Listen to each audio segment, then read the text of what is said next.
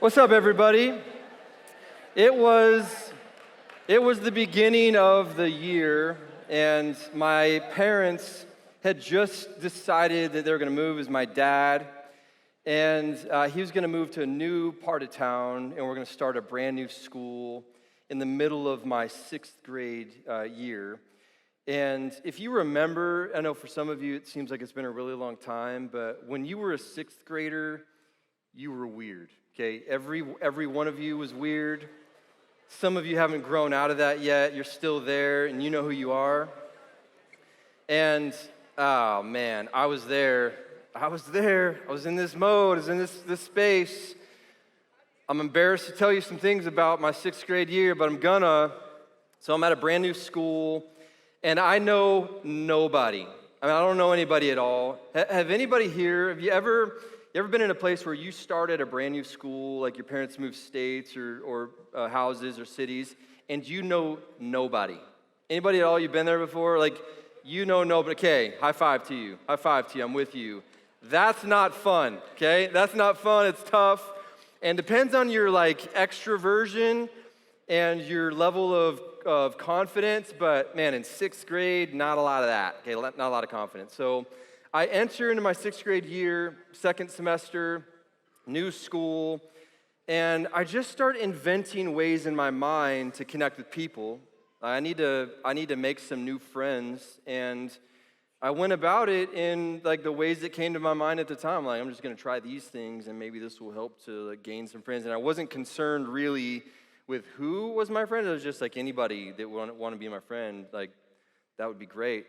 And so, it started out as my clothes. I looked around and I saw that everybody was wearing clothes that were nicer than the clothes that I was wearing. And so I had one pair of jeans that were kind of cool at the time, and they're called Guess jeans.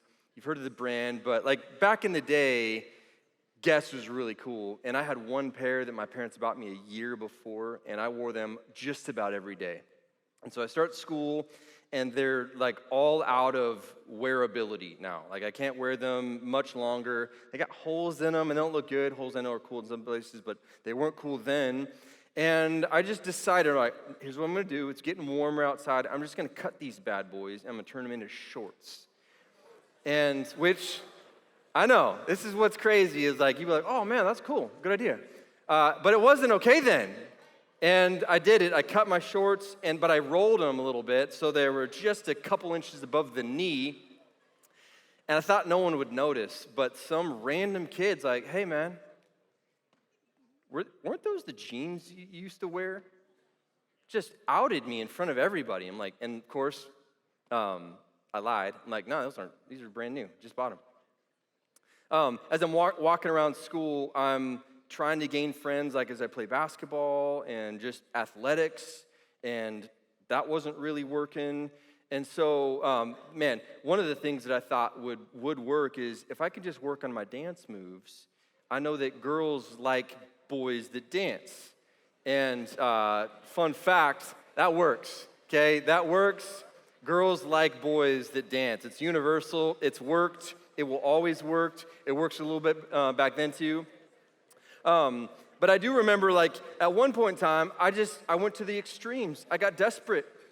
And I went to the library, and I checked out the biggest book they had in the library. It was I think it was a book on war, if my memory serves me correct. I get this gigantic book on war, and I put it under my arm, and I walk around with it because I think that if I have a big book like that, girls are going to think I'm real smart. And so I'd walk around, and I'd just carry that book underneath my arm. And that didn't work. Heads up, don't try that. If someone's in the back of the room, writing down all these ideas, these are not good ideas. These are coming straight out of the mind of a not even fully pubescent sixth grade boy just trying to find friends at a new place. And maybe you've been there before. You've been in a place where you've just felt like, I just want people around me. And I just want to connect with people, and hopefully you didn't do weird things like that. But you've probably been there before, and you've wanted some people around you. Well, I didn't realize this at the time, but I realized this over the next couple of years, that it wasn't so much that I needed just general friends around me, it's I needed the right kind of friends around me. And at the time, I just didn't even know what that meant. So I want to talk with you tonight about what it means to have the right kinds of friends around you. We started this series last week, and Jake kicked us off kind of unsuccessfully, if you remember. Like, he tried to fill this thing up. It took way too long because he didn't use the bigger rounds of water like he was supposed to. Someone had that for him, Adam. So he stood here forever and had to come up with ideas. But he was talking about habits. It was a great message on how we fill our life with habits. And the most important habit that you can fill your life with is reading the Bible. Of course it is. We're in church. That's the number one thing. That's what they all say. That's what all pastors say. Well, that's what data says too. That's what science will tell you as well. Like, if you want to get your life and your faith in the right place, you fill your life with the habit of reading God's word, and you get into that. So hopefully you've begun doing that. We're in the book of Proverbs together and reading with all campuses, all students. So hopefully you're beginning that habit if you have not already done so, and get you in the right place. Tonight, I want to zoom in on friendship.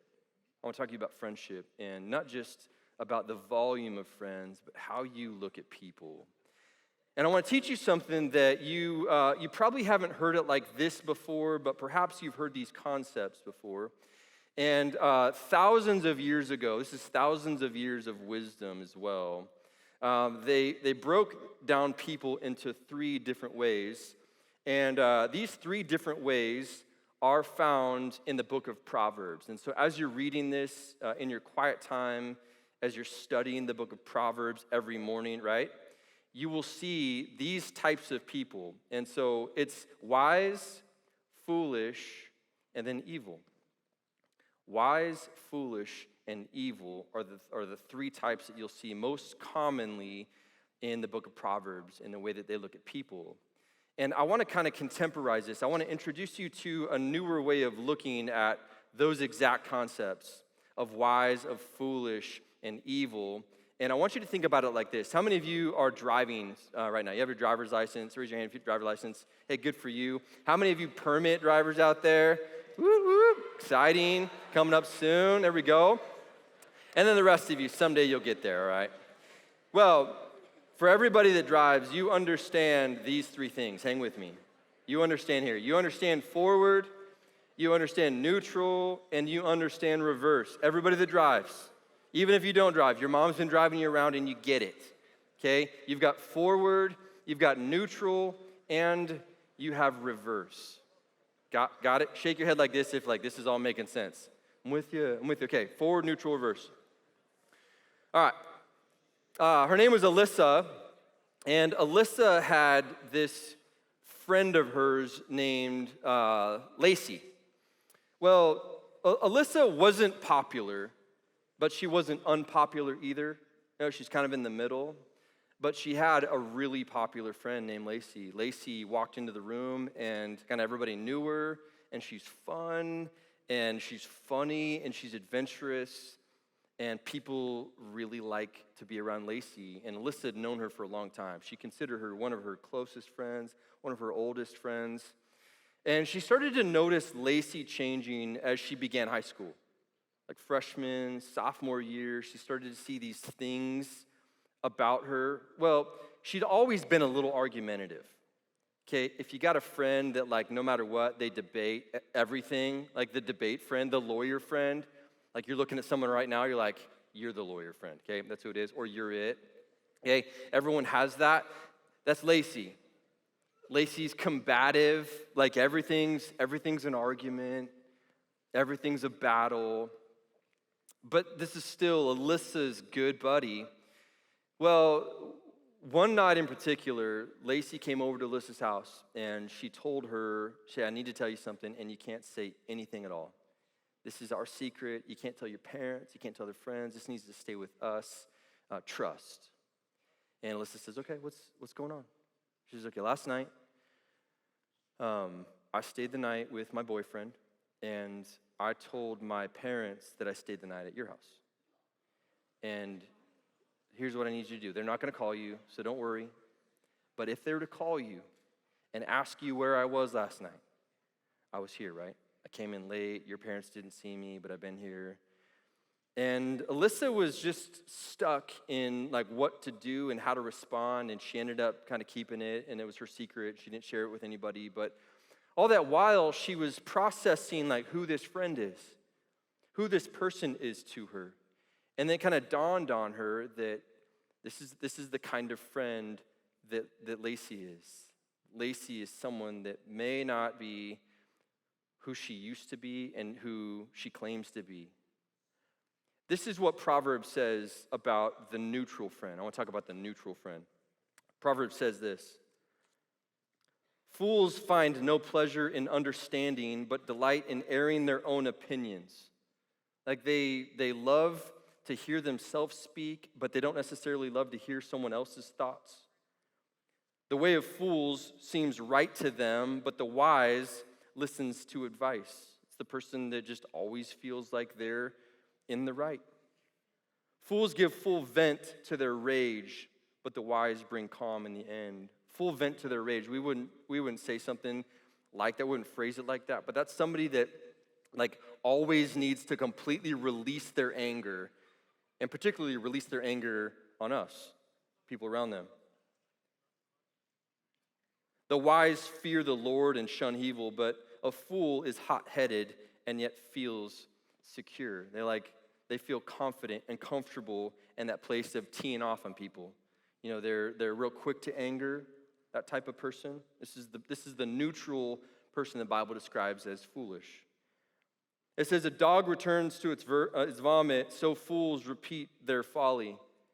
Anybody have a dog that has seen this take place before? Like, you know this? We are new dog people as of Christmas, and we have seen this take place. This happens. Nobody told us this in advance, but this is what dogs do. Dogs barf, and then they go clean up their barf. They lick up their own barf. That's happened. That's what dogs do. That's insane. That's what happens. And I've done zero research. I don't know why. They just do that. It's insane, but here's the point from the proverb. It's saying it's the same thing as anybody that makes this mistake and they know it's not what God wants for them. Like they do something and it's off and they return back to it and they do it again. That's what he's saying. It's like, why would you do that? Why would you put yourself through that? That's a foolish person. Let me just unpack a little bit of what it means to be foolish. And I know for some of you this is going to be sensitive material. Like you're going to hear this and this is going to be something that you might not agree with right off the bat. You don't have to listen to it. Just hear me out though. You know your friends are in neutral when they lack ownership for their life. No one invites them. No one cares about them. They didn't get asked.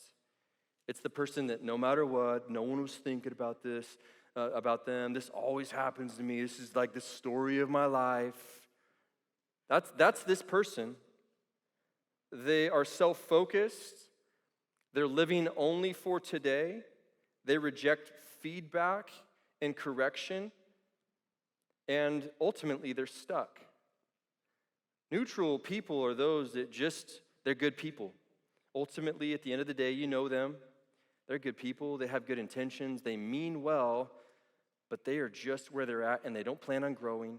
They don't plan on learning. They don't plan on changing, and they're just going to stay where they are. They're ultimately just going to remain right there. So here's what happens, like in our bucket illustration is, I'm not going to put any water in this because this is going to make sense for us if I don't. Because what neutral friends are people that just stay and they don't change and they don't grow. And what happens when water just stays? Over time, what happens? It gets toxic, it gets diseased, it starts growing things. You probably have like a cup of water. You probably have a cup in your bedroom that you've left underneath your bed or somewhere for a long time and it's growing something. And any of you, have you accidentally taken a drink of something in your bedroom that's been there for a long time and you're like, that wasn't good. That wasn't good at all. You've been there? Hey, here's what happens. If if the people in our lives, if our friendships are primarily those that are in neutral, it means they keep us stagnant. Stagnant means it doesn't grow, it becomes tepid, it's not good. Keeps us stagnant, keeps us from growing ultimately. And the more we have those types of relationships in our lives, the more stagnant we become. And I was thinking about this, and I was kind of arguing with it a little bit too as I was reading and trying to unpack this idea of foolishness and people that are foolish. Because I know some of us are thinking, yeah, but didn't Jesus spend a lot of time with people that weren't perfect? Yes, he did. But here's the concept of friendship that I want to really help you understand, is that friendship is where you have this mutual influence.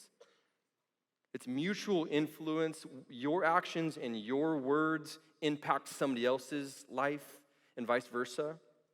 If it only goes one way, then it's not really a friendship. It's something else. So friendship has to be this mutual back and forth thing.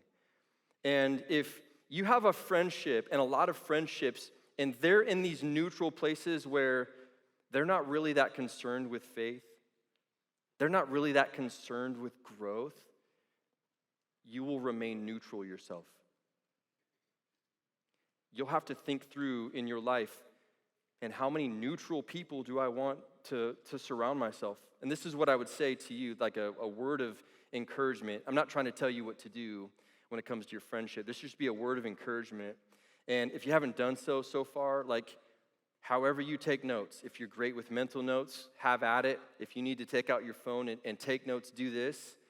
But I'd encourage you to limit neutral friends in your life, to limit them, because if you do that, if you limit them, you have more room for another type of friend that we'll be talking about in a minute.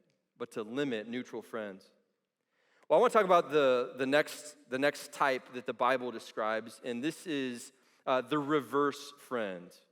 The reverse friend. Bible uses words evil and wicked, and in our context, sometimes you'd hear that, and that sounds pretty extreme. You'd be like, it'd be hard to call someone out, like at school, and be like, wicked, extreme, evil. You wouldn't want to do that. But this is, in essence, what it's describing in this case. There's this kid named Corey, and Corey's a junior in high school, and nobody really knew his background. They didn't know what was going on behind the scenes with his family, but everyone assumed family life wasn't great. And I think it's just really important as you evaluate people and you look through this lens of how you see people and how you make friends, you take into consideration sometimes people have pretty challenging circumstances, and to give them some grace. But that doesn't necessarily mean that they are your friend. You can love people, you can invest in them, and you can care about them without sharing life with them and doing life with them. And that's that mutual influence I'm talking about, friendship. But Corey is this guy that everybody knew to stay away from, because as he walked around school, he kind of had that vibe, I'm going to punch you in the face if I see you. And in all respect, that's what he did. He was a fighter. He was a fighter in every way. He'd fight people. He'd fight younger people. He'd fight older people. It didn't really matter. He was constantly battling. He was selling drugs at school.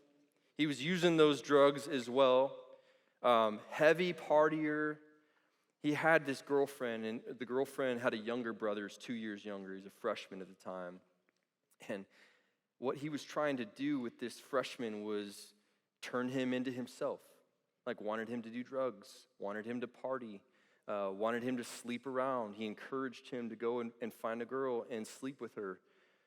And this would be the guy that has all of the makeup of this person that is in reverse. The reverse friend. This is what the Bible says about the reverse friend. He says in Proverbs, the wicked crave evil. Remember, wicked and evil are really interchangeable words here, and I'm using the word reverse. The wicked crave evil. Their neighbors get no mercy from them.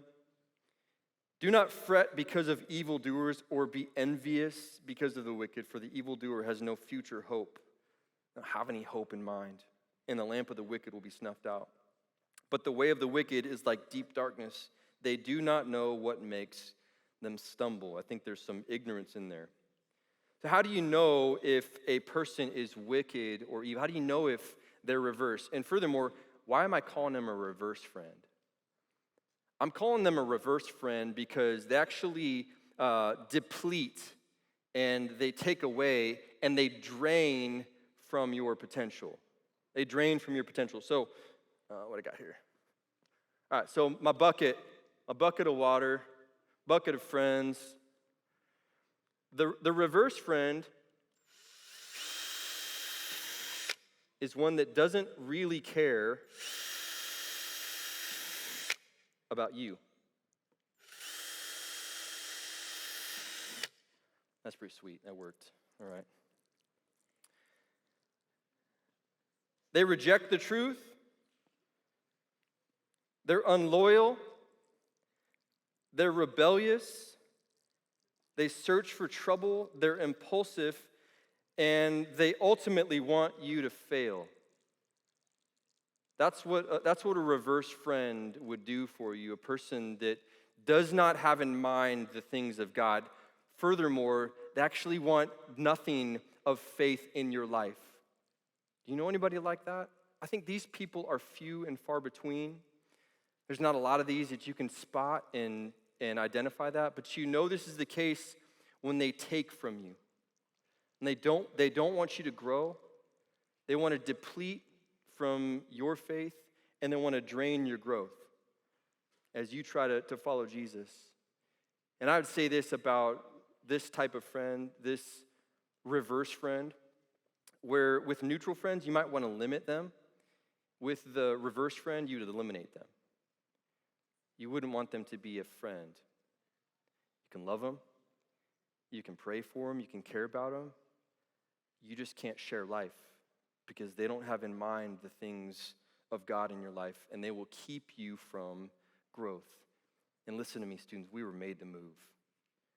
You and I were made to move, made to grow in our faith. And so much of that faith and that growth has to do with the people you surround yourself with. Not new for you. You're like, you probably heard this 100 times. Your parents have told you. Your coaches have told you. You look at your friends. You look at your future. You hear those things. We're just trying to equip you with what can help you in the future.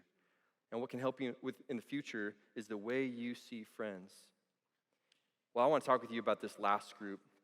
And this last group is really important. And it's the forward friend. I'm gonna read for you the forward friend. And hang with me for a minute. I know there's gonna be a lot of scriptures. I just want you to start to sink into what it means to have a forward friend. A forward friend is somebody that has faith as a priority in their life. They want to be better. They want you to be better. And they're not okay just staying where they're at. You know what I'm talking about? Like, you might have some of those friends around you right now, those forward friends. And you'll know who they are when you need them. And I'll talk a little bit about when you need them. The wise in heart accept commands, but a chattering fool comes to ruin. Like if you're wise, your forward friends, they listen to God's commands. The mocker seeks wisdom and finds none, but knowledge comes easily to the discerning. This is a theme in the book of Proverbs, that someone that's a forward friend, if you're a forward person, you're concerned with knowledge. And not just knowledge to think about, but knowledge that gets woven into the way that you live out your faith. Proverbs 12, the way of fools seems right to them, but the wise listen to advice. The wise prevail through great power, and those who have knowledge muster their strength. Surely you need guidance to wage war, and victory is won through many advisors. Those who trust in themselves are fools, but those who walk in wisdom are kept safe. Listen to advice and accept discipline, and at the end you will be counted among the wise. A couple more. Buy the truth and do not sell it. In a world that wants you to buy everything else from them, turn you into consumers, it's saying buy truth. Buy wisdom. What is wisdom? Wisdom is when you hear what God says and you apply it into your life. You weave that into who you are. And lastly, know also that wisdom is like honey for you. If you find it, there's a future hope for you, and your hope will not be cut off. You know your friends are forward when they're open and abiding in the truth. You know that they're forward when they're self-aware, when they know who they are. You know they're forward when they care about others and not just themselves, when they're loyal, when they're future-focused, and when they repair damaged relationships. I know for some of you, you've experienced like friend pain before. You've experienced time where, stand back. You've been hurt. This is not working as quickly, is it?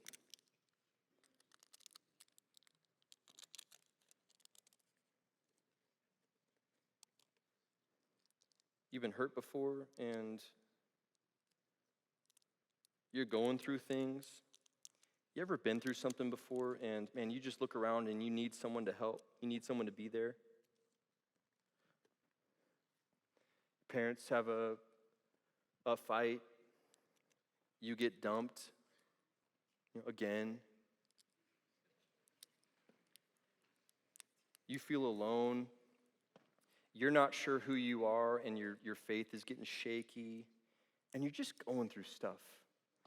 What a forward friend does, a forward friend repairs, and you know that's the case when you're in it. You ever been in it?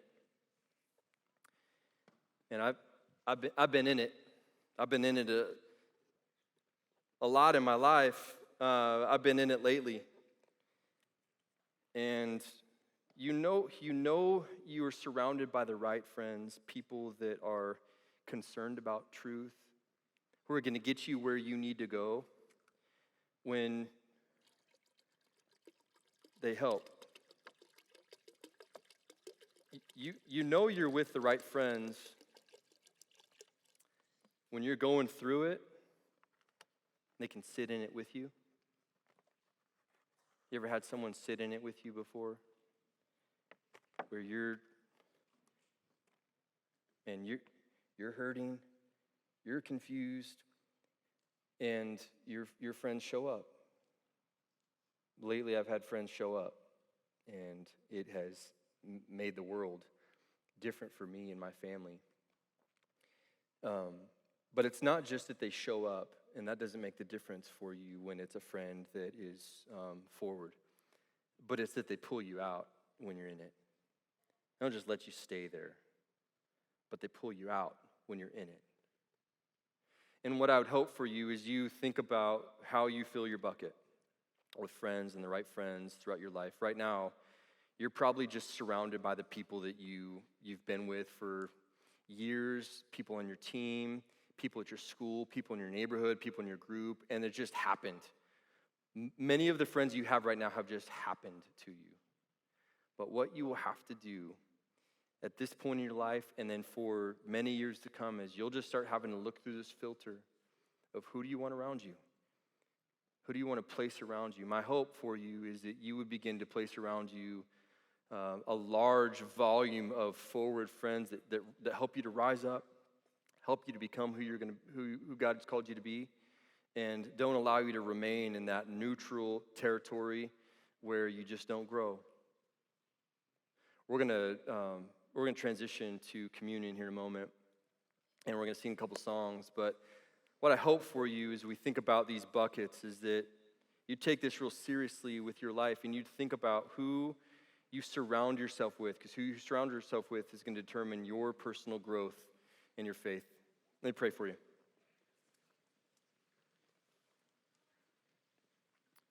Father, thank you for friends. Now, we don't know what we'd do without them. Thank you for the church and that we could find good friends here as well. Father, I pray that our students would begin to really discern who to surround themselves with. In some cases, it will require them to be alone a little bit if they've got a kind of clean house. It'll require them to make difficult choices and make some changes, but pray that you give them the strength and the wisdom to know how to surround themselves with the people that will help them grow towards you, love you. It's in Jesus' name that we all pray. Amen.